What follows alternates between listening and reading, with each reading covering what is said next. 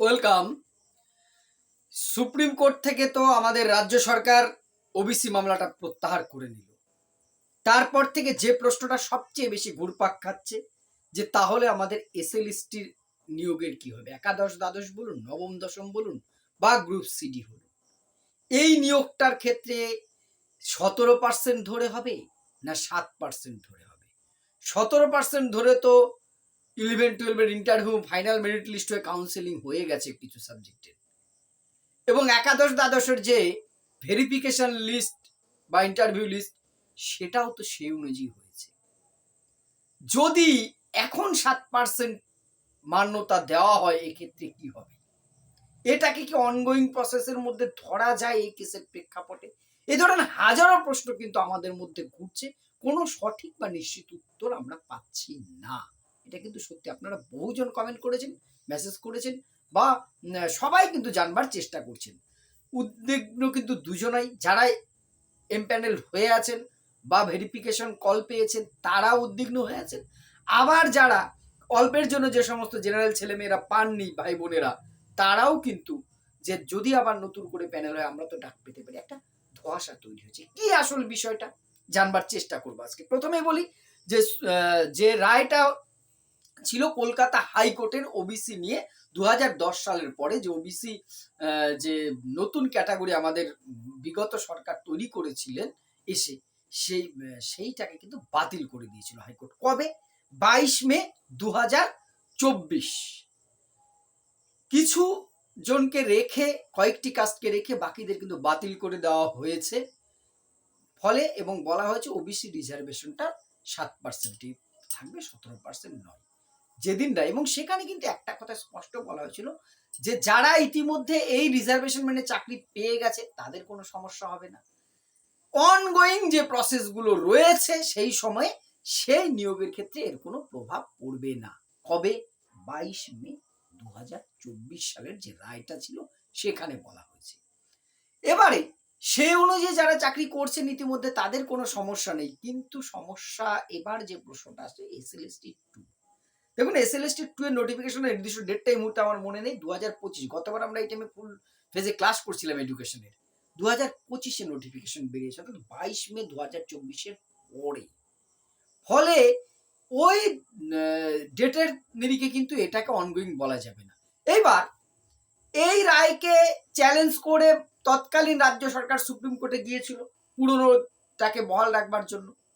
দুটো কেস ছিল, একটা রাজ্য সরকার ছিল আর একটা যে ওবিসি কমিশন, তারাও কিন্তু একটি মামলা করেছিলেন। এবার দুটো মামলা যদি উইথড্র হয়ে যায় তার মানে কি হচ্ছে, 22 মে 2024 যে রায় সেটাই কার্যকরী থাকছে। জেনারেলি আইনের ভাষায় সেটাই দাঁড়ায়। ফলে যেটা দাঁড়াচ্ছে যে পরবর্তী যা নিয়োগের নোটিফিকেশন হবে সেখানে 7%।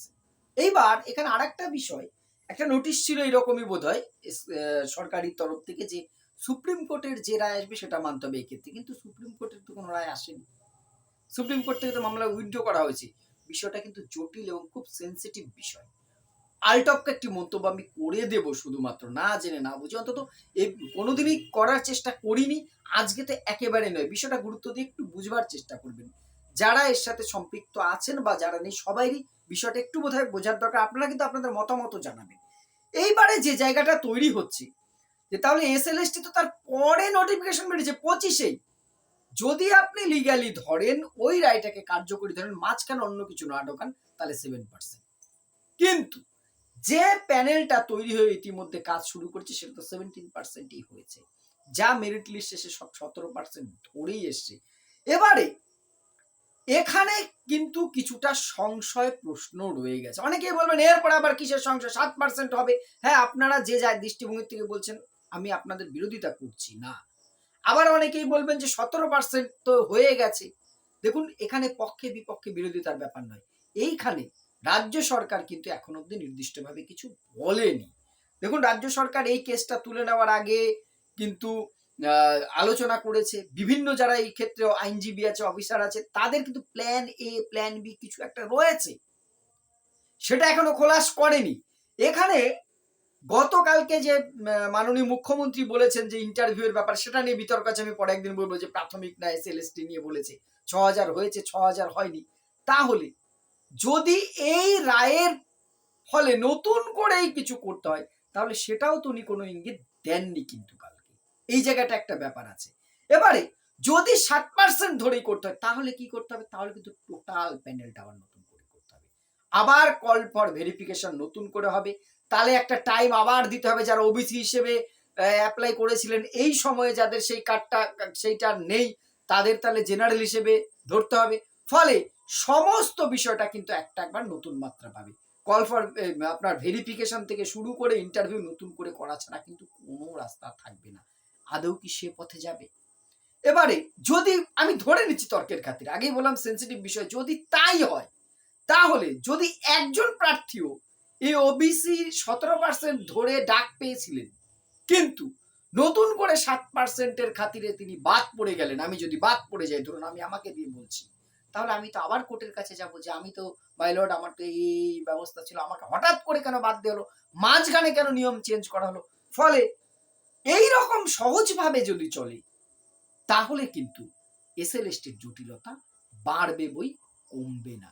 সহজভাবে যেটুকু আইনের ভাষায়, যতটুকু আইনের ছাত্র তো আমি নই, যতটুকু বুঝছি, যেহেতু 2024-এর পরে নোটিফিকেশন এসএলএসটির বেরিয়েছে, এক্ষেত্রে গ্রুপ সিডির ব্যাপারটা একটু আলাদা হতে পারে, তাদের রেজাল্টটা সেই ধরে বেরোতে পারে, কিন্তু সবচেয়ে সমস্যা তো 11-12 সেটা তো কমপ্লিট হয়ে গেছে এবং নবম দশমের কল ফর ভেরিফিকেশন কিছু জনের ভেরিফিকেশন হয়েছে, কিছু জনের বাকি আছে, ইন্টারভিউ বাকি আছে টোটালটাই। ফলে এই লিস্টটা তো টোটাল চেঞ্জ হয়ে যাবে। ফলে বিষয়টা কিন্তু অনেকটা জটিলতা বাড়িয়ে তুললো আমার মনে হচ্ছে এসএলএসটি নিয়োগ। এদিকে আগস্টের 31 কিন্তু এগিয়ে আসছে। এই সমস্ত নিয়ে আর 1.5 মাস হাতে সময় আছে। জানি না, তবে এক্ষেত্রে সরকারের একটা স্পষ্ট ঘোষণা থাকলে ভালো হতো এবং নিশ্চয়ই কিছু প্ল্যান এ প্ল্যান বি ভাবা আছে গভর্নমেন্টের। না হলে হঠাৎ করে যেহেতু একটা প্রসেসিং চলছে সেটা নিয়ে এত বড় পদক্ষেপ আগেই করতে যেত না।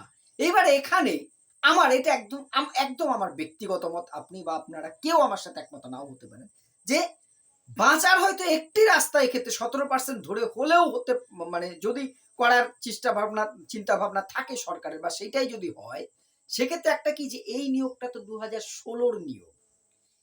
এখানে একটাই সমস্যা, এসএলএসটি 1 রাখলে মনে হয় ঠিক ছিল, এই এসএলএসটি 2 জুড়ে দিয়েছি, 1টা উধাও হয়ে গেছে, আমরা এটা নিয়ে আলোচনা করেছি। এসএলএসটি 1 এর কিন্তু আর কোনো অস্তিত্ব নেই, এসএলএসটি 2 ডাইরেক্ট এসেছে এবং এইটা যেহেতু সুপ্রিম কোর্টের নির্দেশেই হচ্ছে, টোটাল বিষয়টা একটা, সেই শিক্ষকদের সেই সময়ের যে সমস্ত শিক্ষক ছিল তারা তো সেই 17% রিজার্ভেশন ধরে নিয়োগ প্রাপ্ত হয়েছিলেন, এখন তাদের তো 7% ফেলা যায় না। এইটা কিন্তু একটা অন্যরকম ইঙ্গিত বহন করতে পারে। হয়তো সে সমস্ত আইনি ব্যাখ্যা পরামর্শ নিয়েই গভর্নমেন্ট এগোতে চাইছে। লিগালি যদি আপনি সিম্পল দেখেন, সোজা ভাবে কোনো জটিলতা না ঢুকে 22 মে 2024-এর পর থেকে 7% ধরে তাহলে করাচ্ছে, কিন্তু এই চলতি এসএসসিটা এইটাকে কিন্তু সেই 2024-এর প্রেক্ষাপট তাড়িয়ে অনগোয়িং বলা যাবে না, কিন্তু চলতি প্রক্রিয়াতে নর্মালি এটা। ফলে সেক্ষেত্রে হট করে 7% নামিয়ে আসলে টোটাল প্রক্রিয়াটা কিন্তু থমকে দাঁড়াবে। সরকার নিশ্চয়ই কোনো বিকল্প ভেবে রেখেই এগোচ্ছে। আমরা এখন অপেক্ষা করা ছাড়া দেখুন এই মুহূর্তে কিচ্ছু করার নেই। 2-4 দিনের মধ্যেই চিত্রটা স্পষ্ট হয়ে যাবে।